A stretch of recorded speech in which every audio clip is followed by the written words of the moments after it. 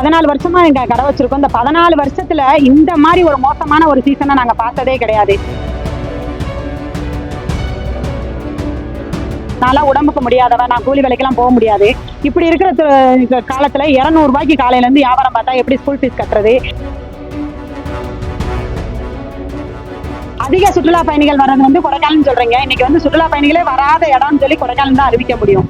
E pass நடைமுறைக்கு வந்துள்ளதால் கொடைக்கானலில் மலைச்சாலைகள், எப்போதும் பரபரப்பாக காணப்படும் ஏரிச்சாலை, அண்ணாசாலை உள்ளிட்ட பகுதிகள் வெறிச்சோடி இருப்பதாக உள்ளூர் மக்கள் தெரிவித்தனர். சீசன் காலத்திலேயே தங்கள் வாழ்வாதாரத்திற்கு இது பின்னடைவை ஏற்படுத்தி உள்ளதாக சுற்றுலா தொழிலில் ஈடுபட்டுள்ளோர் கூறியுள்ளனர். 14 வருஷமா எங்க கடை வச்சிருக்கோம். இந்த 14 வருஷத்துல இந்த மாதிரி ஒரு மோசமான ஒரு சீசனை நாங்க பார்த்ததே கிடையாது. எலெக்ஷன் அறிவிச்சீங்க, எலெக்ஷனுக்கு அப்புறம் ஒரு கூட்டமும் வரது கிடையாது. அதுக்கப்புறம் 7ஆம் தேதி இ பாஸ் கட்டாயம்ட்டீங்க. ஒரு நாளைக்கு ஒரு 1000 வண்டியாவது ஏறினா கூட ஒரு பாமர மக்களா இருந்தா நாங்களாம் கூலி வேலைக்கு போறவங்க கிடையாது. நான்லாம் உடம்புக்கு முடியாதவ, நான் கூலி வேலைக்கெல்லாம் போக முடியாது. இப்படி இருக்கிற காலத்துல 200 ரூபாய்க்கு காலையில இருந்து வியாபாரம் பார்த்தா எப்படி ஸ்கூல் ஃபீஸ் கட்டுறது? எப்படி வாங்கின பக்கெட்டு கடன் கட்டுறது? நாங்களாம் இஎம்ஐ வாங்கியிருக்கோம், கடை வாங்கியிருக்கோம், கடையில மாசம் மாசம் லோன் கட்டுறோம். லோனும் கட்ட முடியாது. சாப்பிட்றதுக்கு ஒரு உண்மையா கறி எடுத்து சாப்பிடணும்னு நினைச்சா கூட முடியாது. இந்த மாதிரி சீசன்ல ஏதோ ஒரு 10 ரூபா சம்பாரிச்சு மிச்சம் பண்ணுவோம்னு நினைப்போம். அதிக சுற்றுலா பயணிகள் வர்றது கொடைக்கானல் சொல்றீங்க. இன்னைக்கு சுற்றுலா பயணிகளே வராத இடம்னு சொல்லி கொடைக்கானல் தான் அறிவிக்க முடியும். இ பாஸ் குறித்து கொடைக்கானல் வரும் சுற்றுலா பயணிகளுக்கு போதிய விழிப்புணர்வு ஏற்படுத்த வேண்டும் என்றும், போதிய படிப்பறிவு இல்லாதவர்களுக்கு கொடைக்கானல் நுழைவாயில் சோதனை சாவடியிலேயே இ பாஸ் முகாம் அமைத்து இ பாஸ் வழங்க வேண்டும் என்றும் அவர்கள் கோரிக்கை விடுத்தனர். இப்ப பாத்தீங்கன்னா இ பாஸ்ன்றது ஒரு முறை நடைமுறைக்கு வந்திருக்கு. இ பாஸ் வந்தனால எங்களுக்கு சுற்றுலா பயணிகளோட வரவு ரொம்ப கம்மியாயிருச்சு. சுற்றுலா பயணிகளே வராத அளவுக்கு தள்ளப்பட்டிருக்கு. இ பாஸ்ன்றது ஆட்களுக்கான இ பாஸா, காருக்கான இ பாஸான்றது ஒரு படிக்காத ஒரு பாமர மக்களுக்கு எதுக்கு கொண்டு போய் சேரல.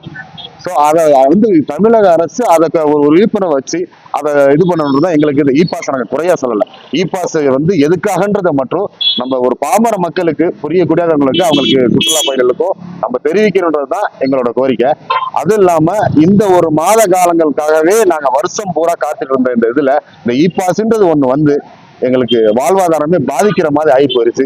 எங்க பார்த்தாலும் சுற்றுலா தலங்களா இருக்கிற, சுற்றுலா பயணிகளா இருக்கிற இந்த கொடைக்கானல்ல இந்த மாதத்துல எதுவுமே இல்லாம நாங்களும் எந்த ஒரு இது இல்லாம நாங்க நிக்கிறோம்.